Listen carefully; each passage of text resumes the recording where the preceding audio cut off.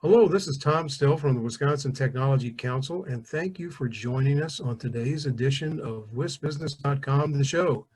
The show is produced in conjunction with the Tech Council and WisBusiness.com, and with the help of our sponsors, BDO, UWM, and Exact Sciences.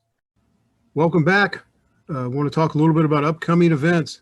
I want to announce a new partnership with WisBusiness.com. On April 27th, we'll have the first of 4 panels throughout the year on trade, and this one on the 27th is dealing with China. It'll feature 2 Wisconsin members of Congress and 2 people who have followed the China economy in their work. April 21st, I will moderate the First Look Forum, which will feature ideas tied to UW-Milwaukee, Marquette, and MCW. So look for that online and sign up. June 2nd and 3rd, we'll have parts of our Wisconsin Governor's Business Plan Contest and the Wisconsin Entrepreneurs Conference. The contest Diligent Dozen will present on the 2nd.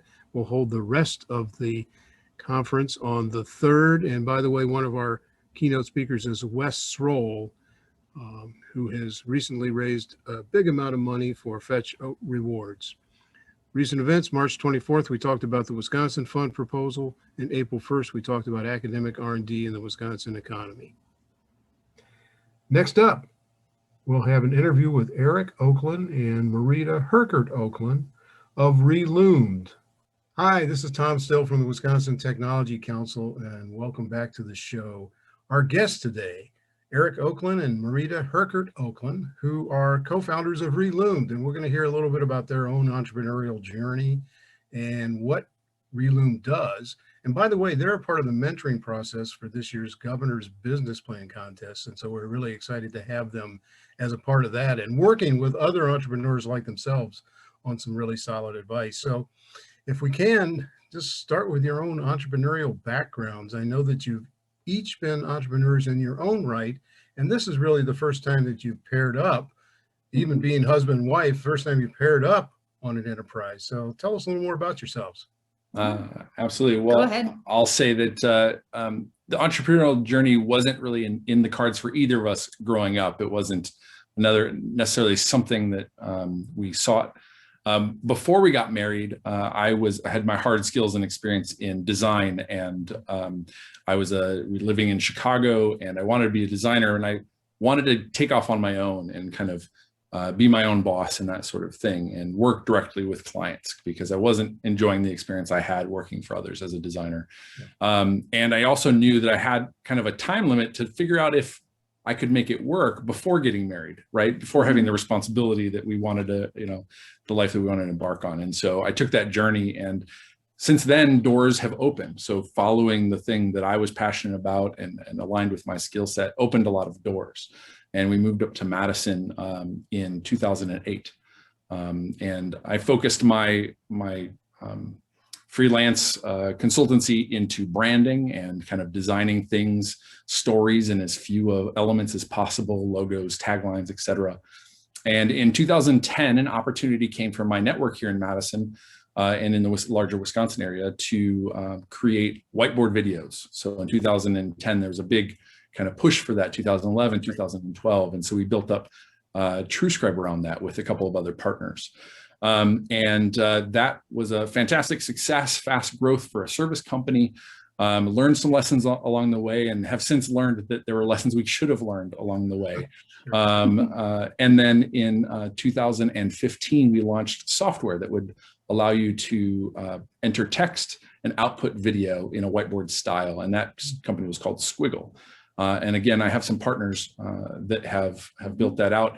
And all along that journey, and this is maybe the dark truth about entrepreneurship, is that when you're an entrepreneur, your highs and lows affect everybody around you. And so even though Marita wasn't a partner in name, she was certainly there for that entire journey, the ups and downs, et cetera. So and so that's up until September of this past year. But how did we jump into this? What's your journey?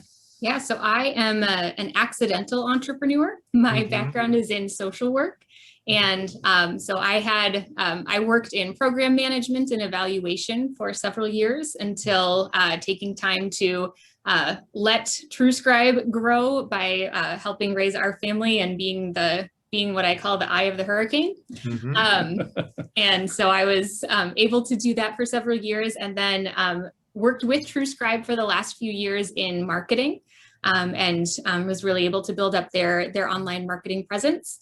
And out of that, Eric is a creative. He is a creative entrepreneur, and we've been working, kind of bringing in my skills from social work and working with people to bring in his creative skills along with it. And we've had some opportunities to try out doing that with people. And so that's where Relumed came from, is I get to talk to people, Eric gets to draw what those conversations are, and we work with entrepreneurs and business owners and leaders to visualize where they're going, strategy, mission, vision, and aligning all of that. We live draw during our conversations, and at the end of that, people have a takeaway. They have a physical document or a digital document, as it may be, to see where they're going and to see what they want to do. It really helps people to get what's in their head out. So that's what we get to do now. Well, it sounds like a great blend of talents, and this leads into my next question. And you've already sort of begun to outline that. What is Relumed and what does it do? And I think it does combine both of your talent skills and all of that. But yeah, describe that process, especially the whiteboarding.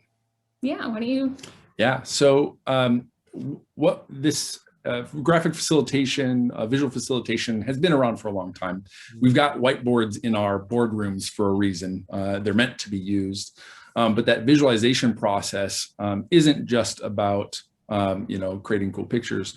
But when we use visuals, we enhance how we think through things. We enhance how we understand what somebody else is saying. If we can see some elements of what somebody's conveying, and we can agree more clearly that we're talking about the same thing and that we're kind of jumping off with the same foot, that we can see, more importantly, the way things connect and the way they interact, because that's, at the heart of facts and figures is how they affect other things. And so, also, having something drawn, there's a lot of creativity that gets infused or injected into conversations when you have that visual element as a part of it. And the thing that for the past 10 years with TrueScribe, we've been using the visuals to talk about memory and how, when you deliver a message, you want that message to stick with people. Well, the same is with our meetings. We often leave them and we wait for maybe the meeting notes or the thing to come out, but a lot of that information is lost. And so that the visuals that we provide, that experience captures things that otherwise would kind of drift away into the ether. The genius doesn't stay in the bottle for very easily. So we kind of capture quite a bit of that in our process. That's great. I mean, the verbal can reinforce the visual and vice versa, right? Absolutely. I mean, especially for memory purposes in terms of how people may absorb and use information. Very good. So what kind of entrepreneurs do you hope to reach? And I'm going to guess just about any type, but there are, folks who are on a journey that would make them a gazelle company. There are people who are just basically mom and pop types, or maybe people who are sort of social entrepreneurs, so to speak. So where do you think you fit in? A few different areas. First, any entrepreneur who is excited about exploring change. We're all going through change constantly, but it's a special breed of leader who's excited to embrace that and really explore that. So that's the first thing. The second one is anybody who's ready to communicate a vision. So often that's people that have teams, people who are trying to scale what they're doing. And so we're able to do that. So we love being able to sit down with a mom and pop entrepreneur, with somebody who's who's a solopreneur and doing it for themselves. But what really ignites us is being able to do something that they're going to be able to share and help them to scale. So that's kind of the main areas. Anything else, Eric? Yeah, I think entrepreneurs that are dealing with highly technical or complex, either products or the ecosystems that their markets are trying to sell into, so that they can better understand how they're connecting into it, so that they can convey that. Our role here in the business plan competition is to help elevate the story and how these things connect, when entrepreneurs are often subject matter experts and drill into those details. We want to help them kind of connect those things to people who aren't as technical as they are, or are looking to find out how their solution fits into the wider ecosystem and find those other connections. Yeah, very good. And I know from your experience thus far at working with some of the contestants is that entrepreneurs are pretty natural about wanting to help one another, that they, Absolutely, are fine about reaching across the aisle to somebody else. They don't see them as much as a competitor as a colleague. Yeah, Absolutely. well, and Marita talked about being an accidental entrepreneur. I think people have the idea and then they realize that they have to become an entrepreneur to make that happen. There's a natural intuition to solve a problem or to jump in where there's a gap, to find a solution or build a bridge. So generally entrepreneurs are bridge builders. And so when you've got a bunch of them in the room and somebody says, hey, I've got this gap, there's inevitably somebody else who's like, hey, my wires in my brain just crossed and a spark happened. Let me share it with you. Absolutely. Yeah, that's great. So in your experience thus far, your collective experience, what short list, what three things can all entrepreneurs do to be successful? There you go. Very visual, 3 fingers. Yes. All right. I've got number one. I All think curiosity.